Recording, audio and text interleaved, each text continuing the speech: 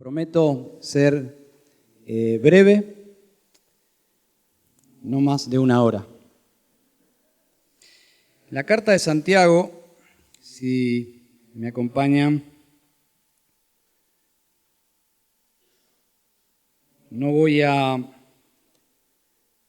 introducir todo un contexto de la carta porque sospecho que ustedes han escuchado varios sermones de la carta de Santiago y tienen el contexto histórico. El tema de esta carta es la madurez espiritual, que creo que debe ser la meta para todos los cristianos, porque es la meta de Dios para nosotros.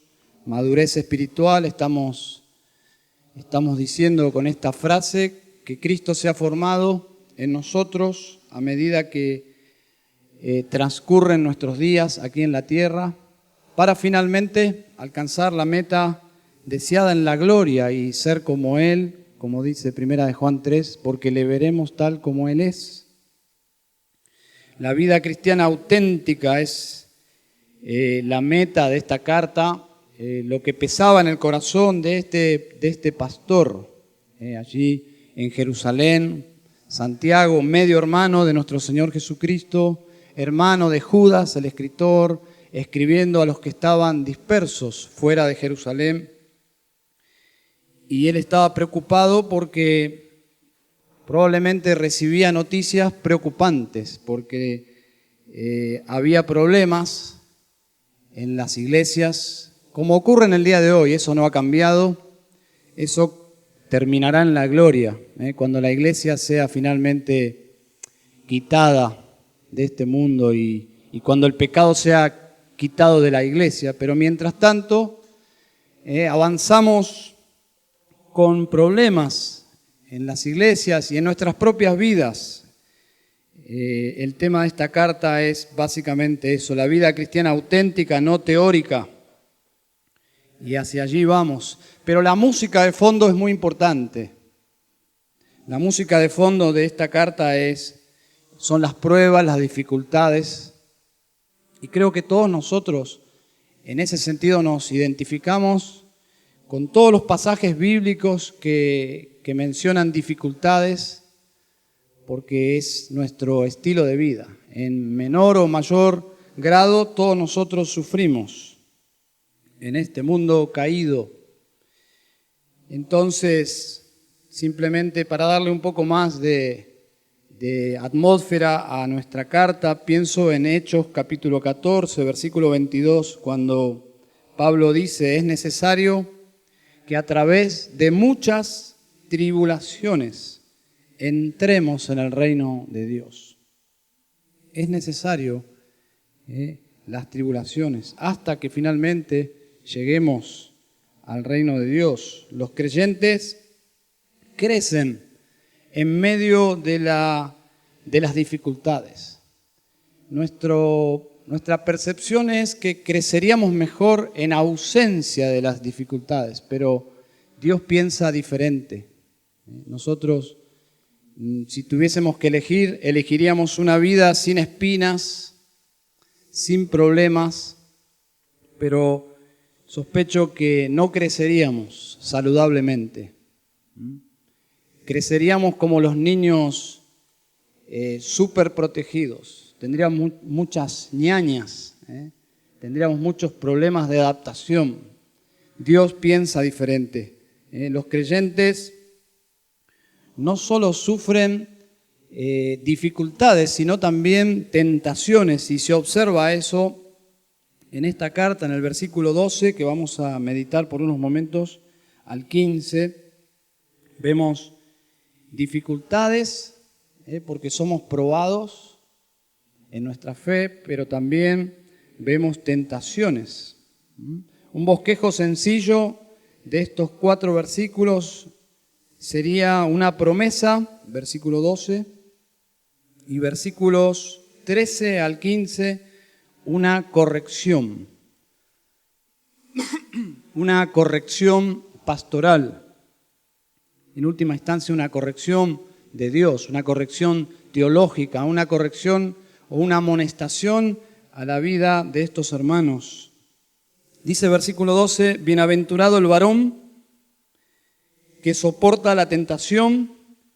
Permítanme hacer una aclaración aquí, porque estaba pensando y me puse por un momento en el lugar de una oyente, de una hermana en Cristo, y ya como que uno piensa, este versículo no es para mí, porque está refiriéndose a un varón, pero la forma como está usando esta palabra el escritor podría referirse a una persona.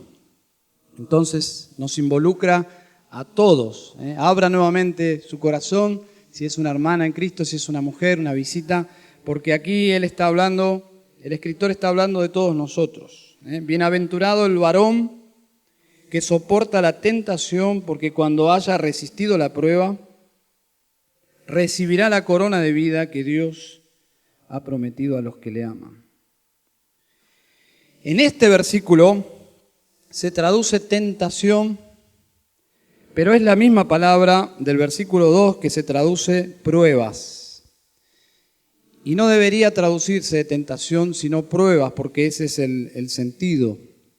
Es el mismo asunto, el mismo contexto, y me parece la mejor traducción, por lo menos de este versículo, en la traducción de las Américas, donde comienza este versículo 12 así: bienaventurado el hombre que persevera bajo la prueba. Bienaventurado el hombre que persevera bajo la prueba. Pero en los siguientes versículos sí, cambia. Ya no habla de pruebas. Versículo 13, cuando alguno es tentado. Allí sí habla de tentación o de tentaciones. No hay dudas que aquí en el versículo 13 se refiere a la tentación a pecar contra el Señor. En conclusión, como dije antes, los creyentes somos probados y mientras cruzamos por esas pruebas, también somos tentados. Entonces, el desafío sería pasar por ambos momentos o situaciones de una forma que a Dios le agrade, de una forma aprobados, pasar por las pruebas y por las tentaciones. Ahora, ¿cuál es la promesa? En el versículo 12 dijimos, promesa. Bueno, me inclino a pensar que es una promesa que tiene dos aspectos. La promesa de la bienaventuranza, que implica felicidad, no una felicidad basado en las circunstancias, sino como un sentido de felicidad muy profundo en el corazón. Me inclino a pensar que es ese sentido de gozo, de felicidad, de ser fiel al final de la prueba. Cuando la prueba termine, poder decir, con el Señor he experimentado victoria en esta prueba. Y en segundo lugar es la corona que menciona aquí. ¿Saben? Cuando uno toma libros de teología sistemática y va a la parte de eventos futuros, bueno, no todas las teologías, pero ciertas teologías hablan de que en el tribunal de Cristo va a haber coronas. Coronas que Cristo va a dar a su pueblo. Coronas de gente que ha pasado por esta vida de una forma fiel. Es un té nervioso, no se soluciona con agua, pero gracias, me vine inconsciente, algo que después se va. Algunas personas me dan como un poco de miedo y eso me da... No. Todos tienen hermosos rostros. Pero la idea aquí no son coronas que Cristo, por lo menos en este versículo, coronas que Cristo va a dar a sus seguidores, sino que no habla de esto, no habla de estas coronas, en realidad no tiene nada que ver con el evento del tribunal de Cristo futuro. La expresión aquí, recibirá la corona de vida, significa más bien que la corona o el galardón es la vida misma. Se podría traducir así: recibirá la corona de vida que es la vida misma.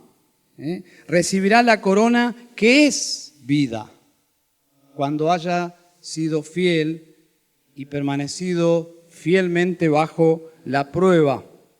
¿Qué significa entonces? Bueno, lo más natural de interpretar es que cuando el creyente pasa por una prueba y es fiel al Señor durante esa prueba, va a experimentar una vida abundante, una vida profunda, una vida más rica por haber sido fiel al Señor. Esa es la interpretación más correcta.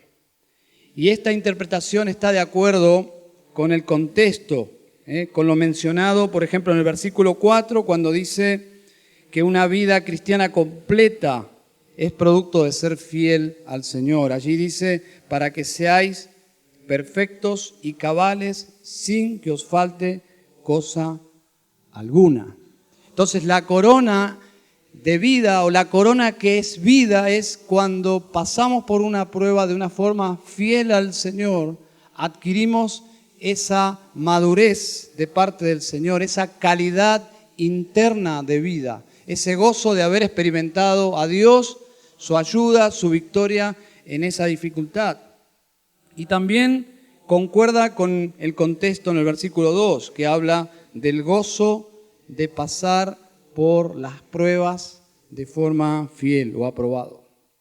Pero también en la práctica, piensen en la experiencia, es consecuente esta interpretación con nuestra experiencia, pero al revés. Piensen cuando no pasamos por pruebas siendo fieles al Señor. ¿Qué es lo que experimentamos? No experimentamos una corona sobre nuestra vida, una clase de vida que nos da gozo, que nos da placer en el Señor, sino todo lo contrario. Cuando no somos fieles al pasar una prueba, las sensaciones de estar estancados, las sensaciones de frustración, de estar abrumados, inclusive culpa. Entonces, esta corona no es una corona que deberíamos esperar en un futuro, es una corona que experimentamos cuando somos fieles al pasar por las pruebas que el Señor pone en nuestro camino. Entonces, ¿cuál es la promesa? La promesa es, bienaventurados los que aprueban las pruebas. Van a experimentar algo precioso de parte de Dios en el corazón. Van a ser bienaventurados. Esa palabra que Santiago toma del sermón, probablemente del monte. Los expertos dicen que esta carta tiene sus raíces en la enseñanza de Jesús, en el sermón del monte. Por lo tanto, si está pensando en esa palabra bienaventurado en el sermón del monte, es justamente la clase de vida que el Señor vino a traer para nosotros. Bienaventurado denota una persona que tiene un gozo que las circunstancias no pueden alterar, como un gozo que está protegido en su vida espiritual y en su relación con Dios. Bienaventurado la persona que al pasar por circunstancias adversas tiene su gozo en Cristo. Esa es la idea. Va a experimentar mayor gozo porque va a experimentar la ayuda, la bendición, el poder de Dios que está ahí accesible a los que quieren pasar las pruebas fielmente, fiel al Señor. Termina el versículo, recibirá la corona de vida que Dios ha prometido y dice a los que le aman, a los que le aman. Santiago tiene una carga especial por los que le aman a Dios, los creyentes, los que le aman, los que dan evidencia de ese amor, los que aman al Señor y se nota que le aman porque son fieles siendo perseverantes en las pruebas. Bienaventurado el varón que persevera bajo la prueba, como dice la versión de las Américas. Bienaventurado la hermana en Cristo que está pasando por dificultades y es fiel al Señor. Bienaventurados. Esta perseverancia, que es la palabra griega upomone, es la misma palabra allí que se usa en los versículos anteriores para soportar. Dice, esta perseverancia, upomone, es clave para madurar, pero no solo para madurar. Esta perseverancia es clave para servir al Señor, porque cuando servimos al Señor van a venir las dificultades. Vamos a sufrir dificultades por el simple hecho de servir al Señor. Servir al Señor implica poner nuestros pies en un campo de batalla donde vamos a librar grandes dificultades. Pero allí en el campo de batalla es la oportunidad que tenemos de demostrar que amamos al Señor. Dice Pablo a su discípulo, el camino de un verdadero siervo de Cristo es justamente upomone. Dice 1 Timoteo 6:11, dice, pero tú, hombre de Dios, huye de estas cosas y sigue la justicia, la piedad, la fe, el amor, la perseverancia, upomone, lo que Santiago está mencionando aquí. Persigue la perseverancia, el hecho de ser perseverante bajo cualquier circunstancia, si quieres servir al Señor. Y la amabilidad, luego dice Pablo. Segunda de Timoteo 3:10, vuelve a la carga Pablo a su discípulo Timoteo, dice, pero tú has seguido mi enseñanza, conducta, propósito, fe, paciencia, amor, upomone, perseverancia. Es que es imposible servir al Señor si no tenemos perseverancia. Vamos a abandonar, vamos a ser infieles. La verdadera naturaleza de nuestra salvación se evidencia en la perseverancia. Se evidencia en la perseverancia. Manifiesta que no somos personas teóricas, sino que amamos al Señor de verdad. Es nuestra forma de glorificar a Dios. Piensen un poco, ¿cómo se glorificaría más Dios cuando nos convertimos en quitándonos de este mundo o sobreprotegiéndonos de tal forma que no suframos absolutamente nada? ¿Se glorificaría a Dios así más que dejándonos en este mundo y diciéndole Jesús al Padre, Padre, no te pido que los quites del mundo, sino te pido, Padre, que los guardes del mal? No oro por el mundo, dice, oro por los que tú me diste. Ellos te van a glorificar porque avanzarán en medio de este mundo que es bastante complicado, difícil, tenebroso, pero mostrando la gloria de Dios en amar a Dios a pesar de las circunstancias. Yo creo que es la segunda opción. Glorificamos más a Dios cuando le amamos a pesar de las circunstancias. Manifestamos que no somos grandes hombres con una gran fe. Al contrario, somos pequeños hombres, muy débiles, con un gran Dios, al cual nos aferramos. Y la gente debería decir, esta gente depende de Dios en todo momento. No son fuertes en sí mismos, son fuertes en Dios. Y ahí apunta el escritor, esta doctrina de los creyentes abrazándose a Cristo en medio de un terremoto, en medio de un tsunami, en medio de lo que sea, esa debilidad que nos lleva a abrazar a Dios y avanzar.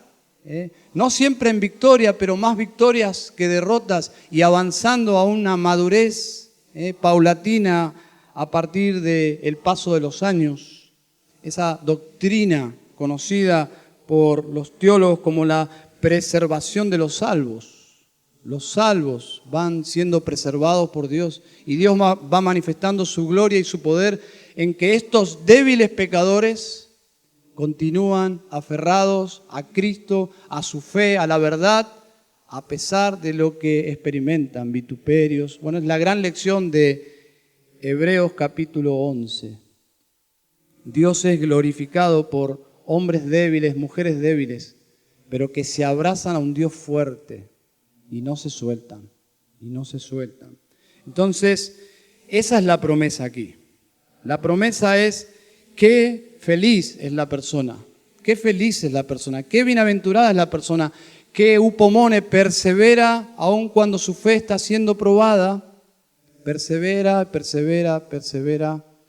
Esa es una persona que va a experimentar de parte de Dios una bendición especial. Dios le va a dar una vida especial, una vida espiritual más profunda, una vida que se exhibirá como una corona, como una persona que está en victoria.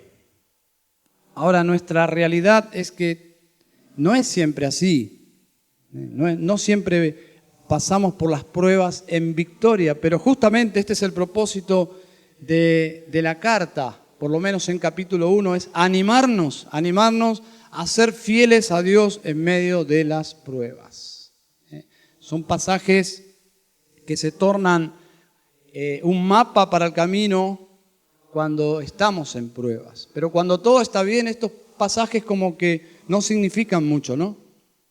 Pero cuando vienen las pruebas, estos versículos, los salmos, y hay un montón de partes de la Biblia que hablan del sufrimiento. Si no fuera tan importante ser fieles en medio del sufrimiento, no estarían estos capítulos y capítulos y capítulos de personas sufriendo, pero perseverando, pero perseverando.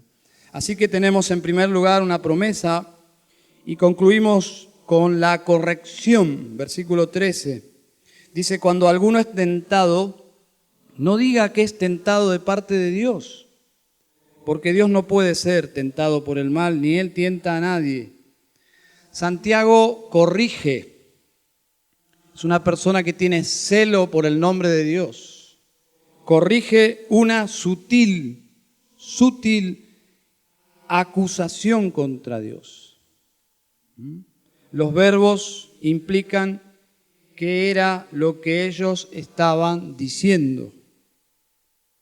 Cuando alguno es tentado, deje de decir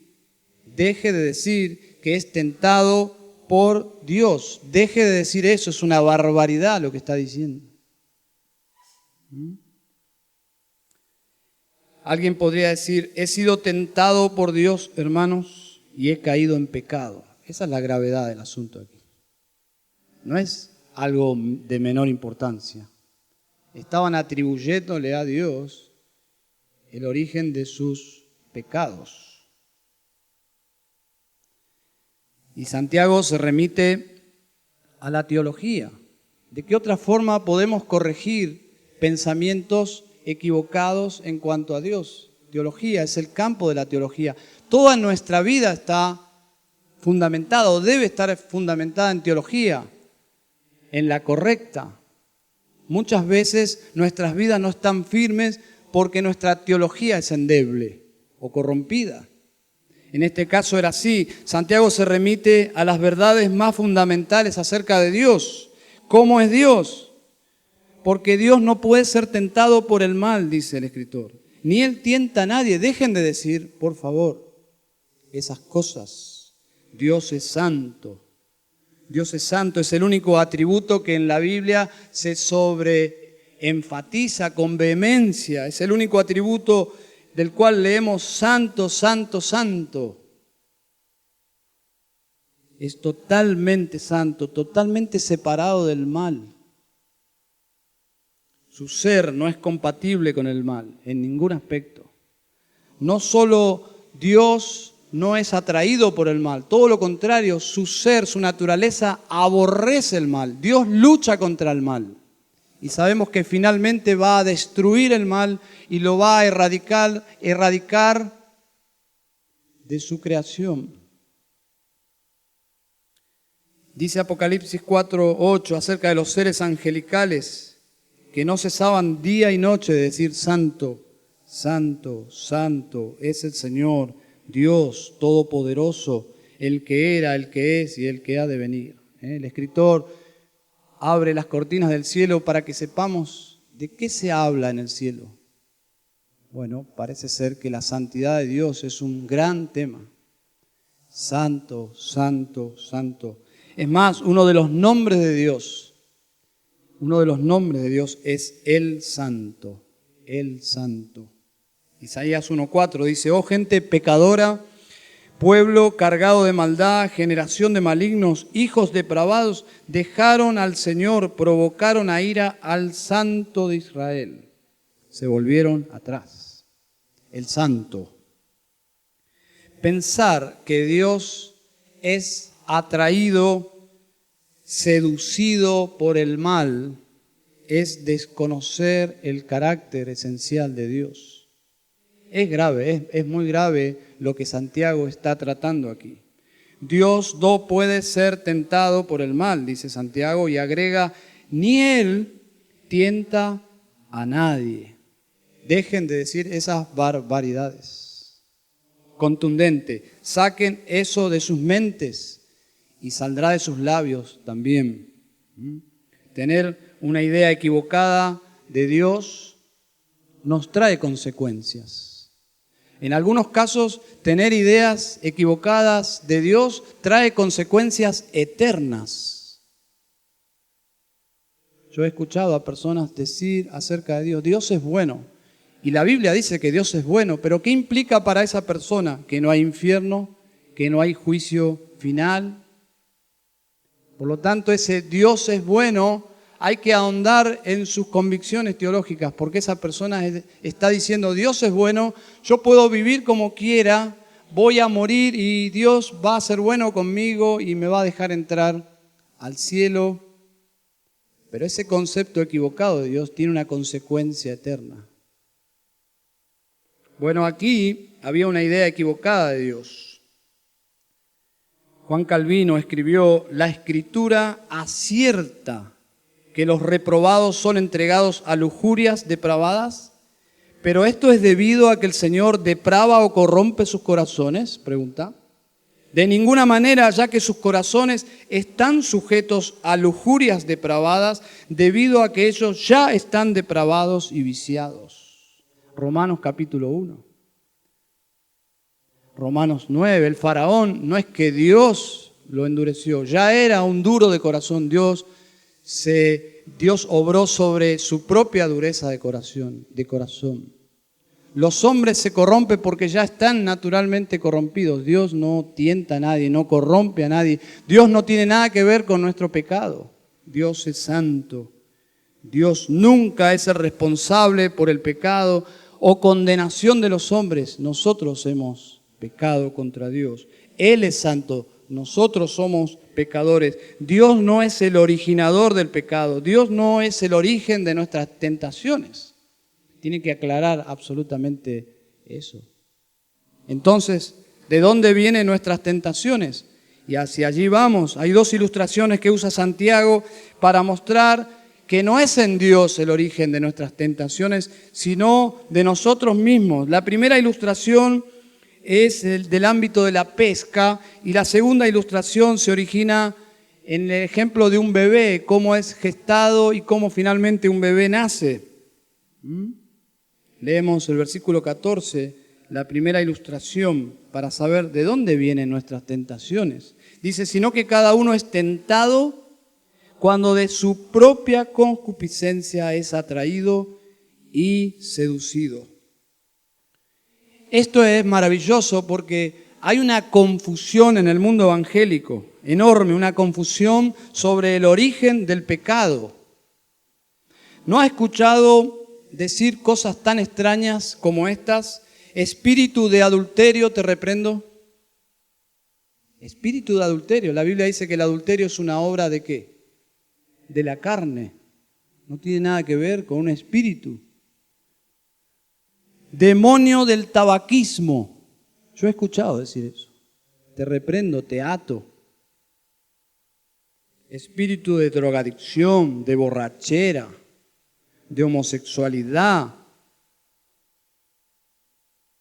Se predica la liberación de los demonios de estos pecados cuando la Biblia en realidad dice que la gente no necesita ese tipo de liberación. Lo que necesita es arrepentimiento y fe. Necesitan creer en el Evangelio, en nuestro Señor Jesucristo. La verdadera liberación viene cuando las personas creen el Evangelio. Es por eso que muchas personas serán defraudadas en el juicio final. Mateo capítulo 7, no echamos demonios, hicimos muchos milagros, profetizamos, nunca los conocí, apártense de mí. Jesús no niega que esas cosas ocurrieron. Muchos ex endemoniados, liberados, irán al infierno porque no fueron convertidos. Alguien me preguntó el fin de semana pasado cómo trataría un caso de un travesti que entra a la iglesia. Fue una pregunta abierta, en público. La respuesta fue como a cualquier persona, hermanos, como a cualquier persona.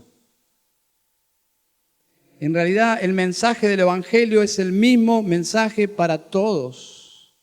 Es el mismo mensaje para un niño, es el mismo mensaje para un joven, es el mismo mensaje para un adulto, para un profesional, para alguien poco culto. Es el mismo mensaje, por cuanto todos somos pecadores, todos necesitamos el perdón de Dios. No todos los pecadores pecan todo lo que pueden pecar, pero todos potencialmente somos horribles pecadores. Potencialmente todos somos asesinos, potencialmente todos somos homosexuales, potencialmente todos podríamos llegar a matar, a hurtar, bajo ciertas circunstancias. No hemos llegado hasta allí por la gracia de Dios, la mayoría de nosotros. Pero potencialmente todos venimos de esa tremenda caída de Adán y todos somos adámicos en ese aspecto. Este versículo hace al hombre totalmente responsable de su pecado, dice, de su propia concupiscencia. Observen que ni siquiera menciona al diablo. Se le inculpa a los demonios. No puedo decir pobres demonios, no. Pero se le echa la culpa a los demonios de pecados que son netamente responsabilidad del hombre. Origen del pecado es la responsabilidad del hombre. Versículo 14, sino que cada uno es tentado cuando de su propia concupiscencia es atraído y seducido. Las tentaciones vienen de nuestra propia naturaleza caída. Allí está el origen de nuestras tentaciones. Obviamente Satanás trabaja con esta pólvora. Él es el que acerca el fuego, es el que produce la combustión en muchos casos. Concupiscencia. Me río porque alguien le puso a su hija a este nombre pensando que era un nombre bíblico, ¿no? Pero horrible. La concupiscencia en este contexto es nuestro deseo de pecar. Esa es la concupiscencia, nuestro deseo de pecar. Dice el escritor, es atraído y seducido. Son las formas de atraer a un pez, que se requiere de una carnada.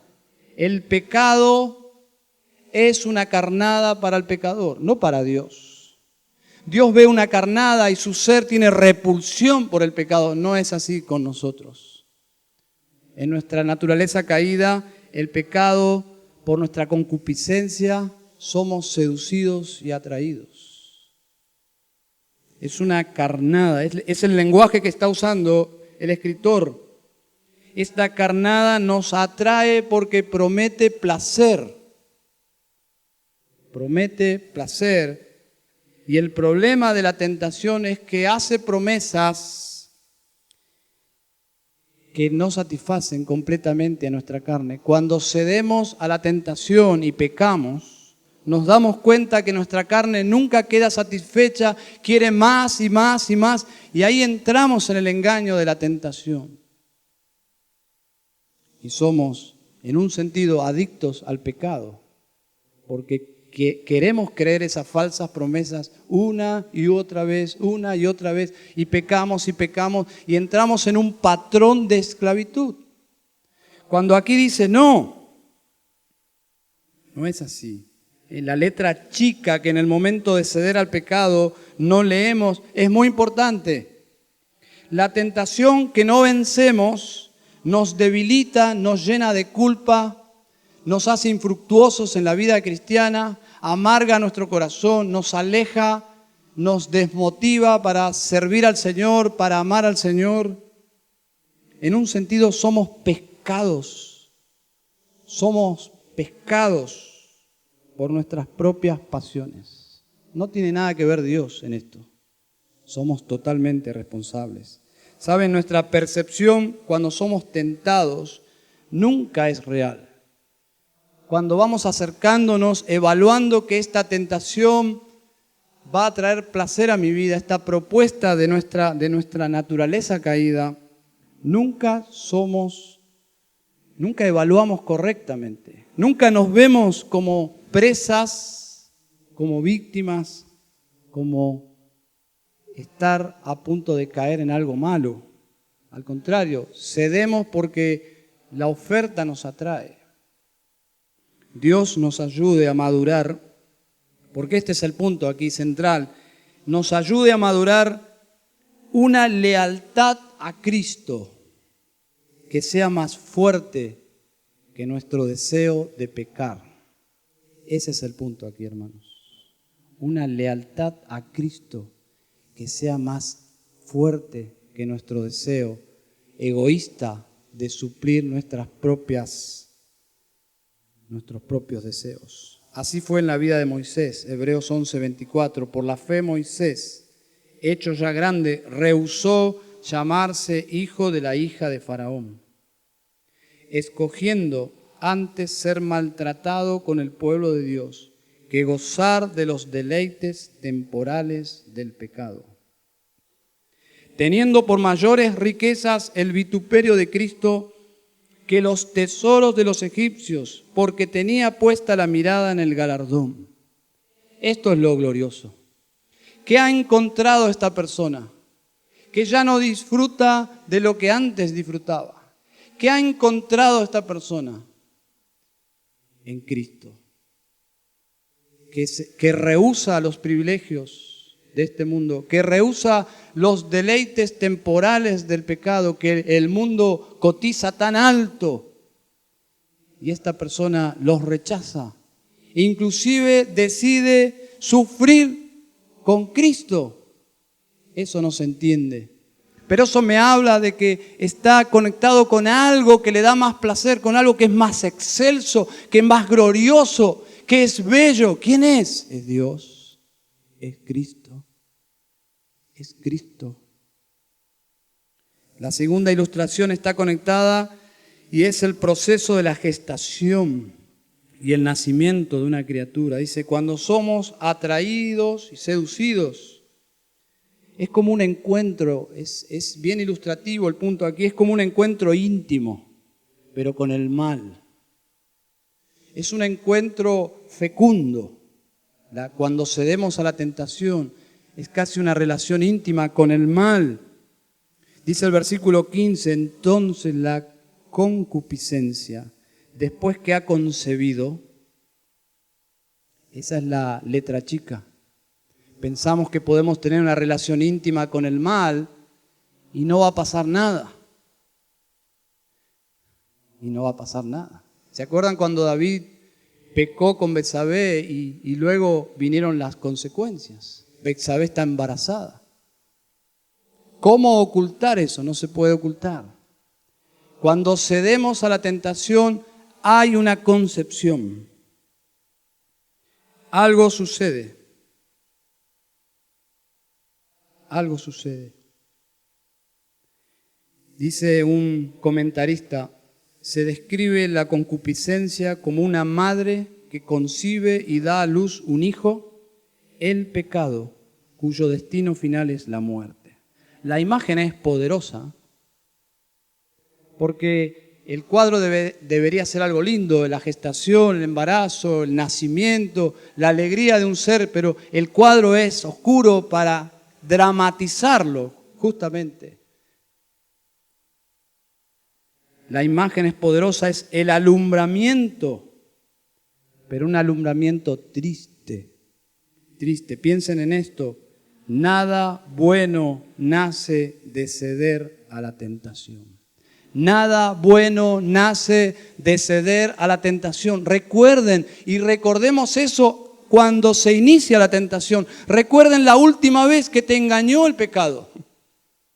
Que te dijo que ibas a encontrar placer y que dijiste, Dios, quítate de mi mente, yo esto tengo que aprovecharlo, esta oferta es preciosa, mi carne lo anhela, pero recuerda la letra chica, nada bueno produce esta relación. Nada bueno nace de ceder a la tentación, ¿se dan cuenta? ¿Por qué no puede venir de Dios nuestras tentaciones? Las pruebas sí vienen de Dios, son para desarrollar nuestro carácter, nuestra vida espiritual, pero la tentación es para debilitar nuestra vida, para sabotearla, para desanimarnos a seguir a Cristo, para desanimarnos a servir a Cristo. Es muy diferente. La diferencia entre un cristiano y una persona no cristiana es que no tiene estas luchas. Estas luchas no son parte de su vida. No tiene esas luchas entre Dios y el pecado. No, para nada. Esas luchas pertenecen a la vida espiritual de los que estamos en Cristo. ¿Por qué no luchan? Porque Dios no está en su vida. No tienen que elegir entre sus tentaciones y Dios. Ese no es un problema para ellos. No está luchando con las tentaciones, sino que vive cediendo a ellas. Las personas sin Cristo viven eligiendo qué tentaciones ceder y cuáles no. El tema es que las que evitan, no las evitan por la gloria de Dios. No tienen esas luchas. Los cristianos sí. Los cristianos siempre estamos luchando, que hay decisiones morales, espirituales, éticas, que afectan la gloria de Dios, pero los inconversos no tienen esa lucha. Ellos son libres, entre comillas, para elegir cómo pecar. Las tentaciones que evitan, no las evitan por temor a Dios, sino por temor a ser descubiertos, o por temor a enfermarse, o porque no les conviene ciertos pecados, no porque a Dios le ofende. Bueno, en un sentido tu vida es más relajada si en esta mañana no estás luchando con la gloria de Dios, esos conceptos tan abstractos, como que te suena tan místico, tan lejano de tu vida, pero tenés un problema más grande si estás sin Cristo. Que tu larga lista de pecados están en una gran cuenta que te acusa en el juicio final ante un Dios santo que es juez justo y que va a traer todas nuestras obras a juicio. Hoy quizás no te afecta tu pecado, pero no es por siempre. Porque nuestros pecados nos alcanzan, dice la Escritura. Porque nuestros pecados son gravísimos, son un escándalo en la presencia de Dios. Y si estás sin Cristo en esta mañana, te exhorto a creer en el Evangelio. Cree en el Evangelio. Cree en Cristo. Cristo vino para ofrecerse a sí mismo en la cruz por nuestros pecados. Para suplir la necesidad más grande que tenemos de perdón. Perdón es nuestra necesidad más grande. No de pecar, de satisfacer nuestra carne. Eso no llena, es un pozo que no retiene absolutamente nada. Cristo vino para darte vida y vida abundante, para librarte de la condenación del pecado, para librarte no solo del infierno, para librarte del poder del pecado. Hay personas que disfrutan en un nivel tan básico en esta vida, que es hacer lo que uno quiere, vivir haciendo los pecados que uno elige. Eso no es vida, la vida dice que es Cristo. Hay una vida mucho más elevada que viene de Dios, es la única vida. Los pecados, dice, la paga del pecado es muerte, los pecados es un nivel de muerte, no de vida. Cristo vino a rescatarnos de la vida hueca del pecado, de la esclavitud, y no añade tristeza ni culpa. La vida que Cristo nos da es una vida limpia, profunda, maravillosa. Ese es nuestro Salvador poderoso.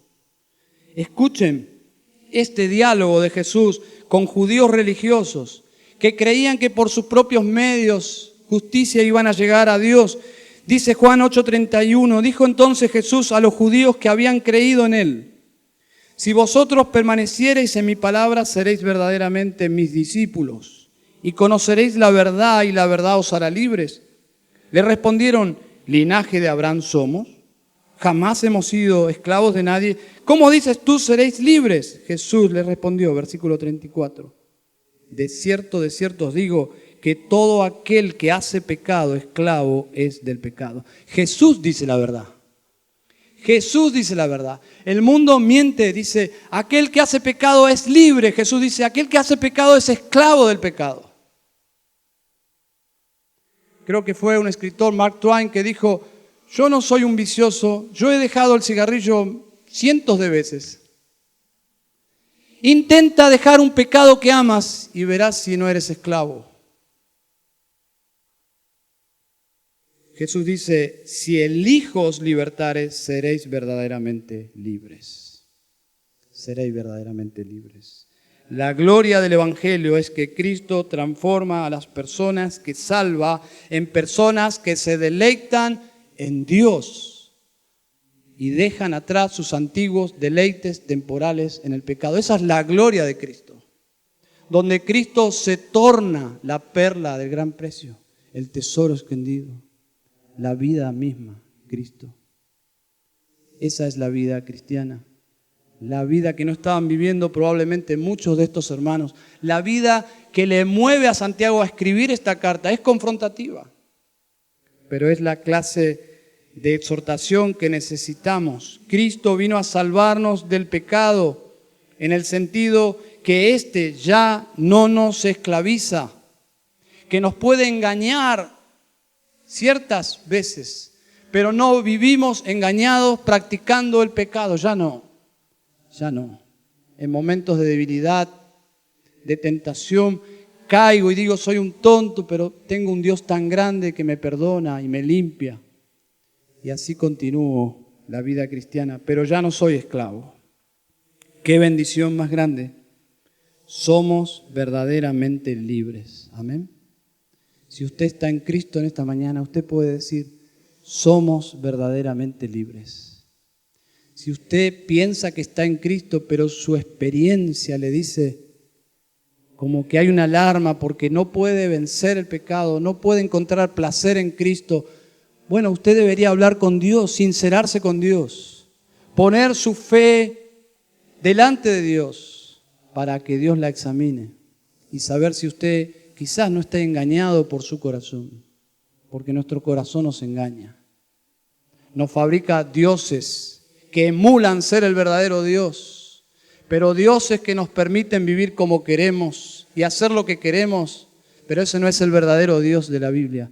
El verdadero Dios de la Biblia es un Dios santo, santo, santo, que cuando nos salva nos pone en el camino de la santificación y lo que Dios se propone lo logra. Filipenses 1:6, el que comenzó en vosotros la buena obra, la concluirá, la perfeccionará hasta el día de Cristo. Ese es nuestro Dios. Un Dios poderoso, un Dios grande, un Dios santo, espiritualmente libres. A esto se refería Santiago, hermanos. Bienaventurado el varón que soporta la tentación, porque cuando haya resistido la prueba, recibirá la corona de vida que Dios ha prometido a los que le aman. Hay una categoría intermedia, no necesariamente inconversos, que no tienen esas luchas, sino que viven practicando el pecado. No el creyente que vive en victoria, pero siempre tiene algunas caídas, sino que hay un candidato en el medio. Ese candidato en el medio quizás sea el objetivo principal de la carta de Santiago. Observen capítulo 1, versículo 8. Dice: siendo hombre de doble ánimo, inestable en todos sus caminos. Puede ser que exista esta categoría en esta mañana. Una persona que es cristiana, pero que está su lealtad, su alma dividida.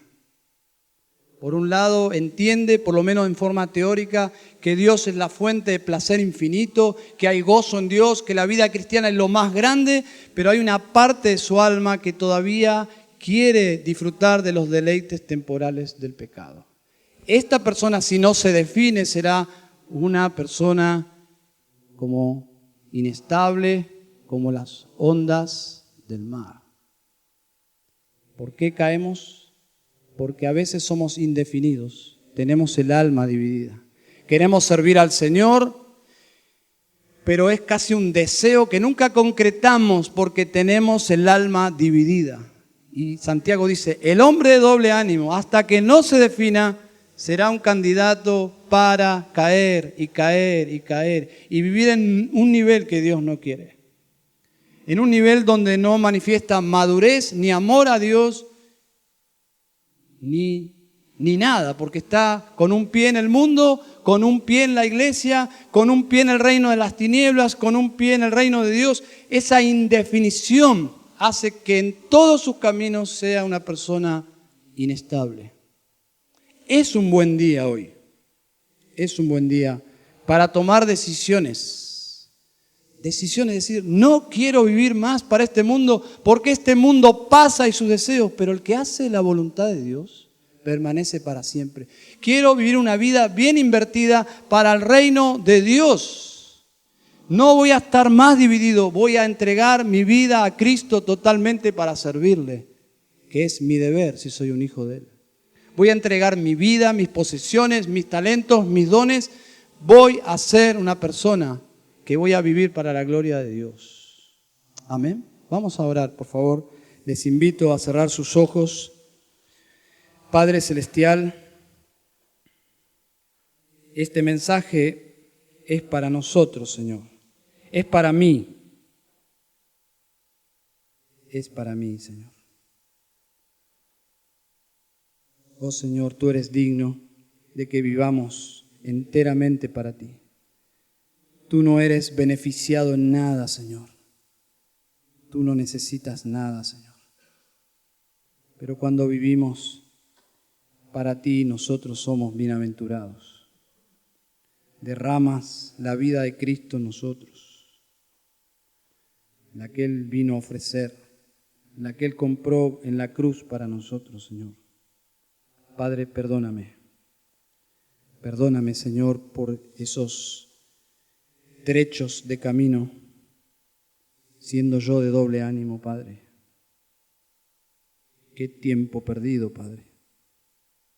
Yo te ruego, Padre, por el nombre glorioso de tu Hijo que está sentado a tu diestra, que tu Santo Espíritu obre en medio de nosotros, Señor, en esta mañana. Que traiga convicción de pecado en todo este salón, Señor, inclusive en mi propia vida, Padre, para que te amemos como te amó Santiago, como te amaron los apóstoles, como te amaron tantas personas en la historia que inclusive dieron sus vidas por ti. Señor, líbranos de las tentaciones, guárdanos del mal, Señor. Oh Señor, a ti sea la gloria y la honra y el honor. Señor, oramos en Cristo Jesús. Amén y amén.